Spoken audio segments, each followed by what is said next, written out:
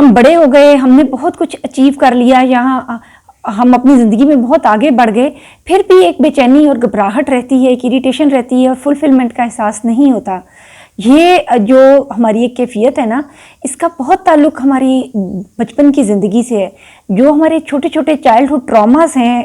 Abuse ہے, کوئی ایسی چیزیں جو جن حالات میں ہم نے بچپن گزارا ہے, وہ ہانٹنگ میموریز ہمارا کبھی پیچھا نہیں چھوڑتی ہیں. اسپیشلی وہ بچے جو بچپن میں چائلڈ ابیوز کا شکار ہوئے ہیں, چاہے وہ فزیکل ابیوز تھی یا وربل یا ایموشنل ابیوز تھی. ایموشنل ابیوز بھی بہت ہی ڈینجرس ہوتی ہے, وہ ہمیشہ بچے کے ساتھ رہتی ہے, یہاں تک کہ جب آپ بڑے ہو جاتے ہیں, بہت کچھ اچیو بھی کر لیتے ہیں, اگر ہم نے ان ٹراماز کو ہینڈل نہیں کیا اور ان کا سامنا نہیں کیا تو وہ ہمارے ساتھ ساتھ بڑے ہوتے رہتے ہیں. یعنی جو ہم بڑے ہوتے رہتے ہیں, ساتھ ساتھ ہی ہماری وہ ہانٹنگ میموریز اور ٹراماز بھی بڑے ہوتے ہیں. یہ کس قسم کی ٹراماز ہیں؟ جس طرح سے کہ ہمارے گھروں میں ڈومیسٹک وائلنس کا رجحان ہے, گھریلو تشدد کا, جس میں بچہ اپنی آنکھوں کے سامنے اپنی ماں کو پٹتے ہوئے دیکھتا ہے, یا وہ دیکھتا ہے کہ فادر یا کوئی بھی ڈومیننٹ فگر جو گھر کے لوگ ہیں, افراد خانہ ہیں, اس کی والدہ ہیں یا وہ خود ہے, ان کو تشدد کا نشانہ بناتا ہے, جسمانی تشدد کا نشانہ بناتا ہے. یہ سب سے کامن ٹائپ آف ابیوز ہے. ایسے بچے بڑے ہو کر ایک سپلٹ پرسنالٹیز کے مالک ہوتے ہیں اور خود بھی ایک کنفیوزڈ اسٹیٹ آف مائنڈ کے ساتھ, ایک بیمار ذہنیت کے ساتھ اکثر زندگی گزارتے ہیں, اور بڑے ہو کر وہ بھی تقریباً اس سے ملتے جلتے پیٹرن ہی اختیار کرتے ہیں. یعنی ایسا نہیں ہوتا کہ انہوں نے یہ دیکھا ہے کہ اس کی ماں کی عزت نہیں کی جا رہی اور وہ بڑے ہو کر عورتوں کی عزت کرنی شروع کر دیتا ہے, بلکہ ایسے بچے خود بھی چائلڈ ابیوزر بنتے ہیں, وہ خود بھی عورتوں کی رسپیکٹ کرنی نہیں سیکھتے ہیں, کیونکہ انہوں نے بچپن میں وہی رجحانات دیکھے ہیں. انہوں نے یہ دیکھا ہے کہ گھر کا جو ڈومیننٹ فگر ہے وہ کس طرح سے سب کو کنٹرول کرتا ہے, تو چونکہ اس نے کنٹرول کرتے ہوئے ایسے لوگوں کو دیکھا ہے جو ڈومینیٹ ہو کر دوسروں پہ بے رحمی کا سلوک کرتے ہیں, تو وہ خود بھی ایک بے رحم انسان بن جاتا ہے, ایک شفاق انسان بن جاتا ہے. اسی طرح سے جو ایک طرح سے وربل ابیوز, وہ الفاظ ہیں جو ہم گھروں میں بچوں کے سامنے یا سم ٹائم ہم ایسا کرتے ہیں, جو سب سے پرابلمیٹک پیٹرن آتا ہے نا, میں دیکھا ہے کہ مدرس کیا کریں گی اکثر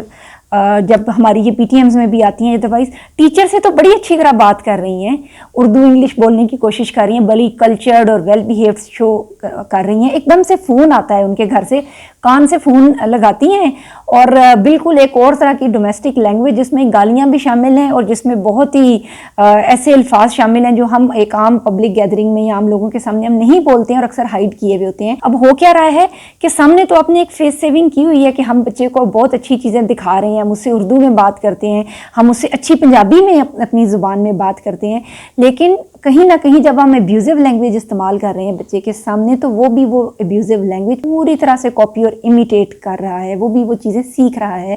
اس طرح سے بچہ وربل ابیوز بھی سیکھتا ہے اور وہ پیٹرنز اس کی لائف میں ہمیشہ چلتے رہتے ہیں. بڑے ہو کر وہ بہت بھی کوشش کر لے, کچھ ایسی جابز میں آ گیا ہے یا اس کے بچے بڑے ہو گئے ہیں یا فیملی ہے, اور وہ اسے کہتے ہیں ابا جی یہ بات کرنی اب چھوڑ دیں, یہ ایسے بولتے ہیں, لیکن ان کو نہیں کہنا آ رہا, کیونکہ جو سیکھنے کی عمر تھی اس میں انہوں نے وہی ابیوزو لینگویج اور ابیوزو پیٹرن سیکھے ہوئے ہیں. اس طرح سے جو ایک طرح سے وربل ابیوز ہے, جب انہوں نے خود گالیاں اور جھڑکیاں سہی ہوئی ہیں تو ان کو یہ ویری نارمل لگتا ہے کہ ٹھیک ہے, جو اپنے سب آرڈینیٹس ہیں, جو اپنے سے چھوٹے ہوتے ہیں, گھر خواتین ہوتی ہیں, ملازم ہوتی ہیں یا بچے ہیں, ان کے ساتھ وربل ابیوز لینگویج میں ہی بات کی جانی چاہیے, اور وہ یہ چیز سیکھتے ہیں. اس کے علاوہ جو سب سے ڈیمیجنگ ہے پرسنالٹی کے لیے, وہ ہوتی ہے ایموشنل ابیوز. ایموشنل ابیوز اتنی غیر واضح اور مبہم ہوا کرتی ہے کہ اکثر ہمیں یہ پیٹرن نظر نہیں آتا کہ ہم اس کا شکار ہیں یا ہم اس کو کر رہے ہیں, کیونکہ جسمانی تشدد تو جسم کے اوپر نظر آ جاتا ہے نشانات کی صورت میں. جو ایموشنل ابیوز ہے یہ روح کے زخم ہوتے ہیں جو دکھا پاتا انسان اور چھپائے نہیں چھپا پاتا انسان, وہ ہمیشہ ویزیبل بھی ہوتے ہیں اور انویزیبل بھی رہتے ہیں, اور ہماری ہمیشہ ایک طرح سے جو پرسنل اور پرائیویٹ لائف ہے اس کو ڈسٹرب کیے رکھتے ہیں. ایموشنل ابیوز کے شکار لوگ بڑے ہو کر ٹرسٹ وردی ریلیشن شپس نہیں بنا پاتے ہیں, وہ ہیلدی ریلیشن شپ پیٹرنز میں نہیں جا پاتے ہیں, اور ہمیشہ لوگوں کے خلوص اور اعتماد کو بھی شک کی نگاہ سے دیکھتے ہیں. وہ شکی انسان رہتے ہیں, اپنوں پر بھی ان کا ٹرسٹ بہت جلدی شیٹر ہو جاتا ہے. اگر جو ہی کوئی کنٹروورشیل ریمارک سننے میں ملتا ہے تو وہیں سے ان کا جو اپنے اوپر ٹرسٹ ہے یا ان کی ڈیسیژن میکنگ ہے وہ بہت ہی پور ہو جاتی ہے. इमोशनल अब्यूज़ के जो एक तरह से विक्टिम्स हैं, अगर हम उन्होंने ट्रीट नहीं किया और उन्होंने अपने ट्रॉमा को हैंडल नहीं किया